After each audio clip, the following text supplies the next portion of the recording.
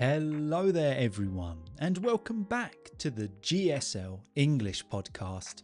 My name is Gideon and this is a podcast for all learners of English to practice and improve in a relaxed and natural way.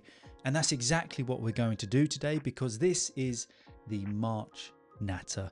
It's that episode that I put out once a month just to really encourage you to just sit back, chill out, relax and enjoy the English language. Well, to be honest, I want every episode to be like that, but particularly this one. We're just going to talk about some random topics together. Going to talk about the perfect roast dinner, and I won't have any questions about it. This is what I think is the standard for the roast dinner. It's the standard that should be kept. And also we're going to look a little bit into the history of the roast dinner. I'm going to tell you a story about how a couple of weeks ago I nearly lost my mum's brand new cat. There's a whole story there. It was very stressful and I'm going to tell you about it. And we've got some other bits that I wanted to discuss with you. So, as I said, this episode is all about just relaxing and enjoying the English language. So hopefully you just get an opportunity to listen to real and authentic British English as I just talk about some random things. So I hope you're doing well. I hope you've had a good week wherever you are in the world. If you are new here, please don't forget to subscribe. Introduce yourself in the comments. I will get back to you, and also give this a like. And if you're following on Spotify, we made it to 5,000 followers, I think it is. Yeah, 5,000 followers on Spotify, which I'm really proud of. That's a great achievement. So I do appreciate all of you that watch and listen on every platform. But as always, if you're not subscribed, please do so and give this video a like. So yeah, I hope you have had a good week. Now, you might have noticed from last week's episode, I tried to mix up the introduction a little bit. I didn't do my usual hello everyone, that the standard intro that I do for this podcast. I didn't start with that. I thought, you know what I'm going to do? Actually, I'm going to be honest with you. I asked ChatGPT just to tell me how can I make the introductions of the podcast more engaging, trying to get more interest in it, and hopefully an introduction that the algorithm would say, yeah, I like that. I'm going to put this out to more people. So I thought that's what I'm going to do. So I thought I was starting with an engaging question, something that would really intrigue the minds of the listeners. And to be quite frank, it just didn't work. And I think it didn't work for a few reasons. One, it's not what you guys like. I lost focus a little bit. I stick with the same intro every episode. Why on earth did I think that mixing it up would be a good idea? So I apologise for that. But also, I think it just wasn't me. It wasn't natural. It wasn't authentic. I never try to script the introductions of this podcast word for word. But I did for that episode. I didn't like it. I watched it back, that introduction back after the episode had gone out. And it was a bit naff. I didn't like it. So you won't get any more of those introductions. I promise. It's not what we're going to do on this podcast. But yeah, thanks a lot, ChatGPT. I try to stay away from that as much as possible. I sometimes I sometimes use it just to help me, just to formulate a few ideas and just do a little bit of research. But I never try to rely on ChatGPT as my source for the podcast. And apparently, it's not worth doing anyway. It did not help. And sometimes I say, oh, can you help me with the video description? Just to be a bit more SEO friendly, and it never works. So yeah, thanks a lot, ChatGPT. Also, I've got a question for you. If there's anybody out there that can help with this, if you're watching, you'll know that I wear glasses. If you're not watching and you just listen to this podcast, maybe you find that strange. Maybe you imagined me without glasses and that's just shattered your universe. So I do apologise for that. But I wear glasses, and if I don't wear glasses, I can't see the screen in front of me. But for the love of me, no matter where I position my lights, I always get a reflection on the lenses. I'm looking at myself now, and it just annoys me. So if anybody's got any suggestions, how do I get rid of the reflection from the light on my glasses? Because I've noticed on a few episodes recently it's happened, or it's happening. I don't know what to do. I've tried these lights in every which way angle, and it just seems to do it. I don't know whether it's to do with the fact that they're just kind of straight LED lights. Maybe I need to get something a little bit more professional. I think these are like £15 from Amazon. So maybe it's time to invest. But if you've got any suggestions on that, yeah, let me know. Could use your help. I've got no idea what I'm doing with this podcast. Really, as you can tell, I just wing it most weeks. Not wing the actual material. I plan and prepare that, but I mean the actual production value. Got no idea what I'm doing. So I honestly would take any advice. But yeah. So how are you doing? I hope you're doing well. I hope you have had a good week. I hope you've had some time just to rest and relax. I do feel that that's important. I know life is busy, life is crazy. So, and that's what I'm doing this weekend. This weekend, my wife and I said we just need to rest and relax a little bit. Life's been a bit hectic recently. I don't know if you're finding the same, but can't really find time to think, let alone relax. And I don't even have a family yet, as in children. So I can't imagine for all you parents out there that are, working hard, providing for the family, looking after your family. Hats off to you. You're doing well. I hope you just get some times every now and then just to rest and relax. And if that's with this podcast, absolutely fantastic. But my wife and I said, you know what, this weekend we're going to do that. We're just going to take some time to rest, unwind, and relax. So tonight we have a little bit of a date night. Yeah. A date night is kind of a term that we use in the English language for an evening, basically, that a couple has booked to do something as if they would when they were dating. Like, for example, when my wife and I were dating, we were going out, we'd go to the cinema or go for a meal. We still do those kind of things, but it's just kind of exciting to book it in as a date night. So that's what we're doing this week. We're going to the cinema near us. It's really comfortable. It's lovely. The only issue I find is it's too comfortable. Every seat is a recliner. So you've got this little button next to you and you just recline away. But I very often fall asleep in whatever film we see. So I'm really hoping that doesn't happen tonight, because we're going to see Project Hail Mary. Oh, sorry if that camera just shook. That was my big hands knocking the desk. Yeah, we're going to see Project Hail Mary, which is a film with Ryan Gosling, and I know nothing else about it. I always seem to like Ryan Gosling films, but I'm really excited about this one. I am a science fiction fan. I like science fiction. So, yeah, I said to my wife, that's a film that I want to go see in the cinema. So we're doing that tonight. We're going to go get some dinner first. My wife likes, I think I'm pronouncing this correctly, pho. The Vietnamese. It's like Phu. I think it's pronounced pho. I always find that I need a little bit of something else afterwards, but she loves it. So that's where we're going to go. And I'm really looking forward to it. It's been a while since we've just been out, have a little poodle around the shops, get some dinner, get some snacks, go see a film. Oh, yeah, I'm excited about it. And then tomorrow we've got a big family roast. And I love a roast dinner. If you haven't had a roast dinner, I always say that home-cooked roasts are the best. So you can go to the pub and have a nice roast dinner, but I think the best roast dinners are always home-cooked.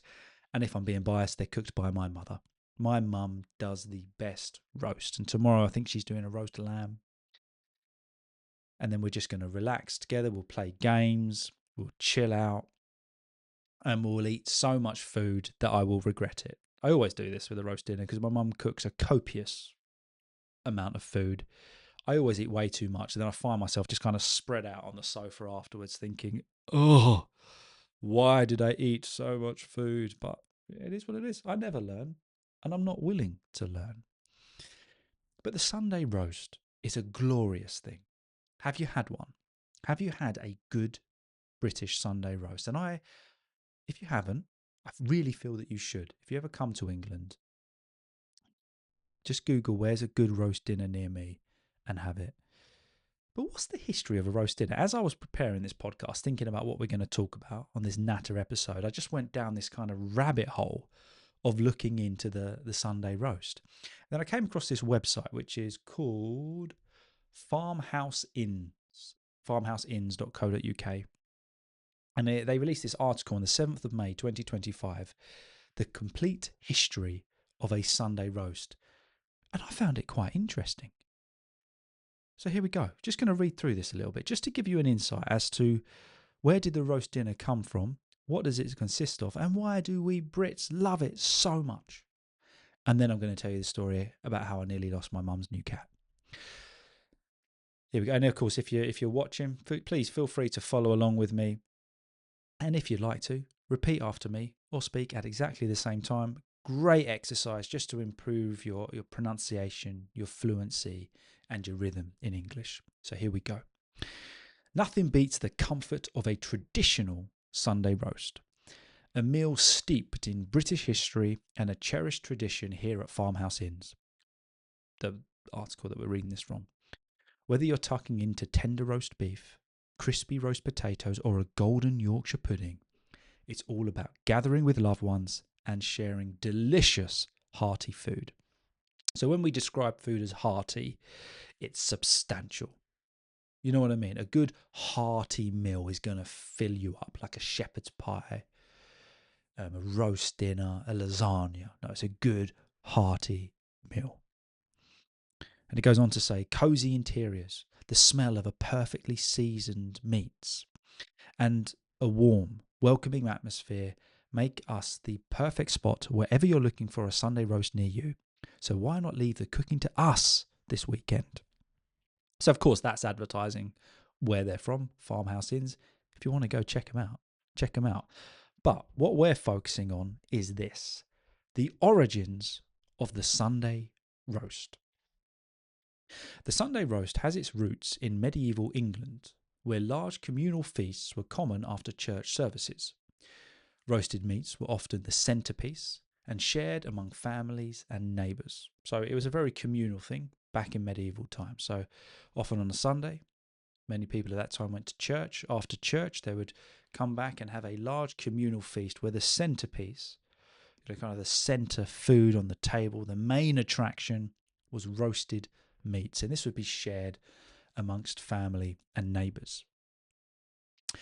Wealthy landowners also played a role, providing roast meat to their tenants as parts of tithes and feasts.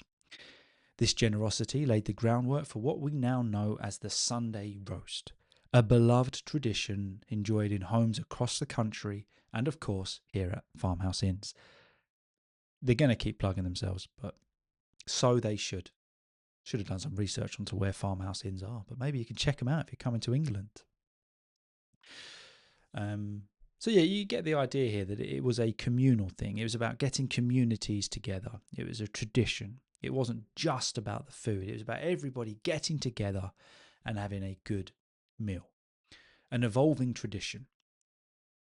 The Sunday roast dinner truly came into its own during the 18th and 19th centuries.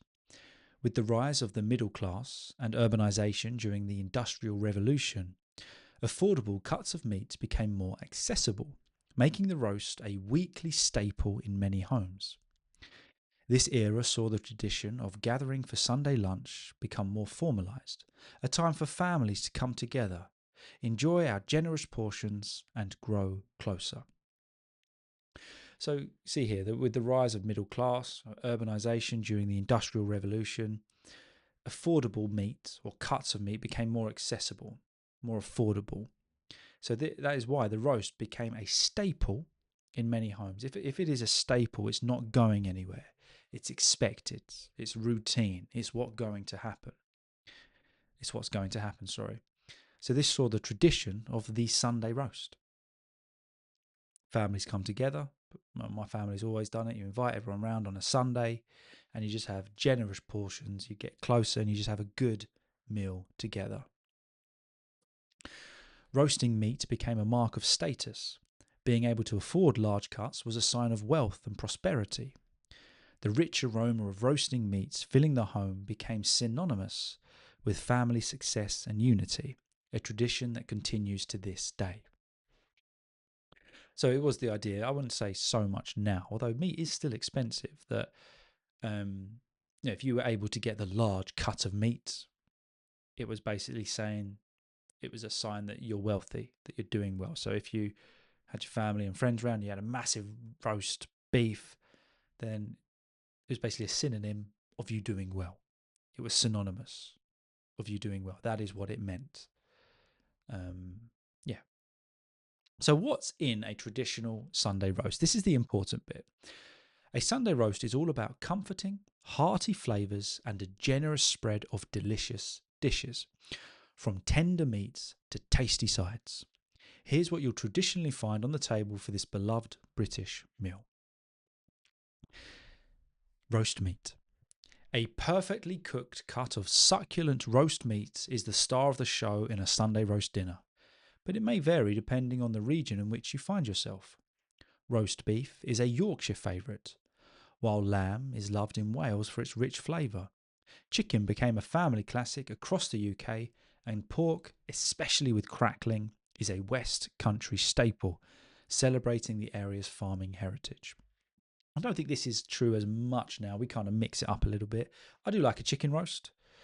But here, when it talks about crackling, this is a famous dish that you can sometimes get in a pub alongside the meat. If you have a pork roast, where the fat, I think it is the fat and the skin, is cooked, and it goes really hard. And then once it kind of dries and cools down a bit, it's crackling. It's like really hard, and you kind of bite it off, and it's really crunchy. Some love it with applesauce. My wife loves it. I'm not a huge fan. But of course, if you're a vegetarian, you can have a nut roast or things like that. So there are alternatives to meat. But I think my favourite is beef. I really love roast beef. Roast vegetables. Root vegetables play a crucial role in a Sunday roast, adding depth and flavour to the meal. Roast potatoes are a must, cooked to golden perfection in the drippings from the meat for extra richness. Carrots, parsnips, and other root vegetables offer a sweet, earthy contrast to the succulent roast, bringing a warmth and balance to every plate. The vegetables are really important, and they've got to be cooked well. Roast potatoes are essential. If you do not have roast potatoes, it is not a roast dinner. I stand by that statement. If you are substituting roast potatoes for mash, for sweet potato, I don't want to know. Roast potatoes that are crispy on the outside and then fluffy on the inside, it's the only way. I actually think that as much as the meat is important, good roast potatoes are essential. They are an indicator of how good that roast is going to be. I'm very passionate about roast potatoes. And I'm very passionate about the next thing, Yorkshire puddings. Yorkshire pudding has humble beginnings as a cost-effective way to stretch out a Sunday roast dinner. This is interesting. Originally served before the main course with a thick gravy, it was used to fill diners up, especially when meat was scarce. Made from a simple batter, this roast dinner staple is perfect for soaking up gravy, making it a substantial, flavour-packed starter. You can also eat it as a savoury dessert, sweetened up with a little sugar. Not interested in that last bit. Yorkshire puddings. Good Yorkshire puddings filled with gravy. Oh, I can just eat my body weight in them. Have you had Yorkshire puddings before? Have you had a roast before? If you have, let me know where you had it and did you like it? And if you didn't like it, tell me why and I'll find a solution for you. I want everybody that watches this podcast sometime in their life to have a good roast dinner. You deserve it. But yeah, the Yorkshires are essential. We've got to have some good Yorkshire puddings. We're not settling for anything else. Gravy and sauces. Traditional gravy made from delectable meat juices is the lifeblood of any Sunday roast. It is. It adds a rich, savoury depth that ties the whole meal together. Accompaniments like horseradish, mint sauce, and applesauce add their own delicious twists, providing a delightful contrast to the juicy roasted meat. I don't know if you can hear that, but my stomach has started rumbling. My stomach's like, oh, are we having a roast now, Gideon? Sorry, stomach, we're not. As much as I would love one. This has made me really hungry, but the gravy is essential, and I like to bathe my roast dinner in gravy. Oh, man, I can't wait for tomorrow. The Sunday roast has become a national treasure and a beloved part of British culinary identity, enjoyed in homes, pubs, and restaurants across the country. This hearty meal is a cherished weekly ritual that brings families and communities together. It often steals the show at special gatherings, creating moments of connection and camaraderie, so being all together. In British pubs, the tradition of the pub Sunday roast has flourished, becoming a must-have on menus that draw in both locals and tourists. Pubs offer a warm, welcoming atmosphere where family and friends can gather to indulge in delicious roasts, fresh veggies, and rich gravies, ensuring that this time-honoured tradition remains alive. Pubs have the perfect warm, welcoming atmosphere where you can get together with loved ones to indulge in delicious roasts. Oh, they've just repeated the same paragraph there. I hope their roasts are better than their article writing. Yeah, they've just basically repeated the same paragraph there. But we get the idea. That's enough about roast dinners. But it is interesting, isn't it? Because a lot of people kind of have this idea that British food isn't that good. But I genuinely think you can't beat a decent roast dinner. And I like any food that kind of goes back in the history of a country. So I'd love to know, what's the equivalent of your roast dinner where you're from? What's the cultural dish that you have with your families on a certain day of the week? I would love to know. But yeah, very much looking forward to that. If I remember, I'll post a thing on YouTube showing you the roast dinner. If I remember. I most probably won't because I seem to forget that kind of thing. But yeah, one thing I'm really looking forward to about going around to my parents is hanging out with the cat. They've got this. So basically, we had a family cat. She lived to about 24, and unfortunately she died about 2 months ago. I love this cat, but when I say she was grumpy, it's the understatement of the year. She was the most miserable cat, but I really loved her. When she gave you a cuddle, it meant something. You know that she wanted it. But very often she wouldn't want you to touch her and would attack you. But I still loved her. She was our cat. So we were very upset as a family. And then my mum recently adopted a cat. And she's the polar opposite of our last cat, Polly. She's called Carmela. And she is the most gorgeous little girl ever. I absolutely adore that cat. I'm a cat person. I'm a cat lover. I do like dogs as well, but there's something about cats. I love them. This cat's gorgeous. She's beautiful. As soon as I came around, she's on your lap. She won't leave you alone. She's snuggling up to you. She's talking to you. She's cuddling you all the time. So when my mum first got her, we went round to see her. She was like, I'm not going to let her out for a few months, just so she can get acclimatized to our smells, get used to it. It's what the vet recommended. I said, that's a great idea. So I go around there for a coffee and nobody's in. Nobody's home. So I make myself a coffee. And the rule is that at that time we had to keep all the doors closed, but it was a lovely day.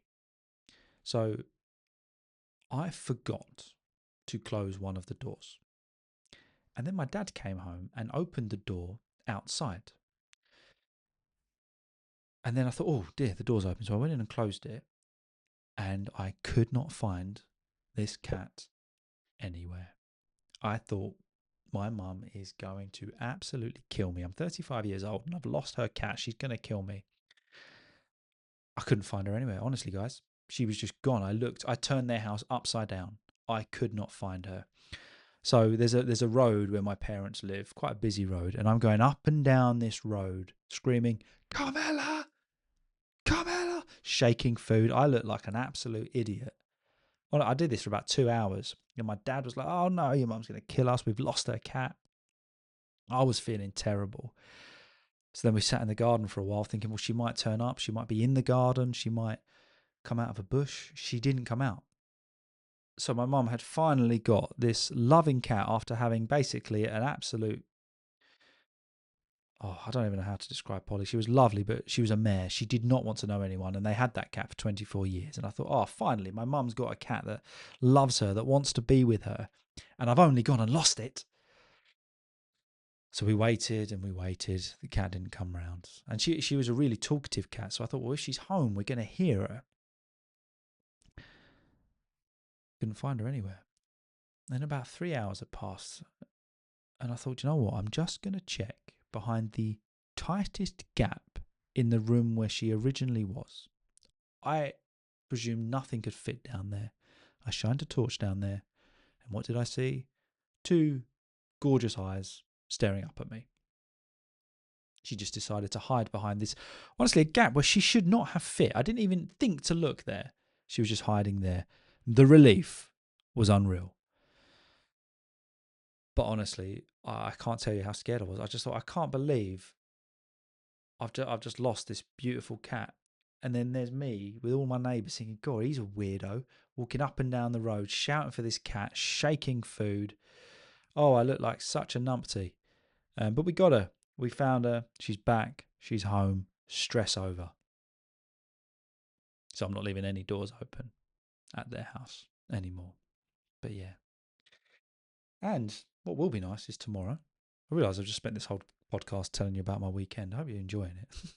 It should be some nice weather. So we'll have some time just to relax and be outside. And it's those little things in life, isn't it, that just make every day a little bit better. You know, when the sun's out, it's like those things, you know, when you come downstairs in the morning and somebody's already made a coffee and you just get that beautiful smell of coffee in the morning. Or I don't know, you open the blinds after waking up and the sun comes through. Or you go for a walk and you just hear those beautiful birds chirping. I don't know about you, but it's those little things in life that make me happy. We have those big moments. Of course, they make us happy, but it's the little things, isn't it? It's the little things in life. Like after this, I'm going to go downstairs and I know my wife has made lunch. Very kind of her. It's just nice. Just having lunch together on a Friday afternoon. But yeah, being outside, it's those little things in life. And it's those simple things in life. And because of that, just enjoying the simplicity of things a little bit more. We've started collecting DVDs again. We got a DVD player, so we thought, you know what? We're going to start collecting DVDs again. And I originally started buying some on Amazon, but then I went into a couple of charity shops. Now, I don't know if this is something you have. I think in America, they call them like thrift shops. Basically, the charity shops in England are shops where people donate their clothes, then they're sold for a much cheaper price, and then that money goes to charity. Well, my wife loves to look in charity shops. I'm not a massive fan of them, but she loves it. I went in one the other day and they had this huge DVD collection, and it was like 5 DVDs for £1. So I went crazy. I bought so many DVDs, and it's kind of reignited this love of cinema and film again, because what we find is we're often watching Netflix or Amazon.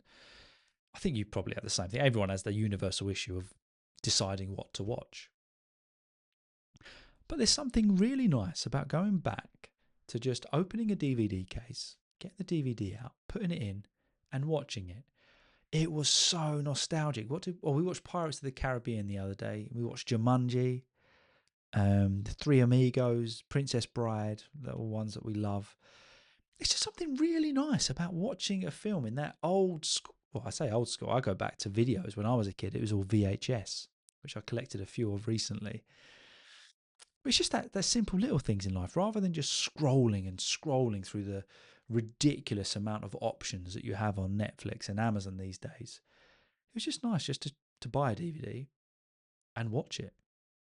Do you remember the days like in Blockbuster and things like that where you rented DVDs? That's what we used to do on a Friday night. My dad would take my brother and I out and we would go and rent a DVD. We'd take a while choosing, we'd get all the popcorn and all of that. But that was the film you watched. And we'd watch it a couple of times that night or a couple of times over that weekend before we had to bring the DVD back. But it was just really nice because there wasn't any other option. That's just what you did. And I think sometimes just going back to the simplicity of that, of not having so many options, it's really nice. So we've started a DVD collection and I inspire you to do it as well. Go for it. What's something simple that you used to like or that you do like, and just enjoy it again. Otherwise, life is just crazy, isn't it? So there you go. Basically, that was just an episode about my weekend. I hope you enjoyed it. I hope it gave you a chance just to relax with me and just enjoy British English. And I hope it gave you appreciation for the beautiful, incredible thing that is the roast dinner. You got to have one. Everyone, come round my mum's tomorrow and we'll have a roast dinner and I'll show you what it's all about. Thank you so much for watching, guys. I do appreciate it. You're all amazing. I appreciate your support. From my bottom of my heart, I really hope this podcast helps you. If you've got any suggestions of anything you'd like me to talk about, please let me know. All right. Have a great weekend and I'll see you next week. Have a good one, guys.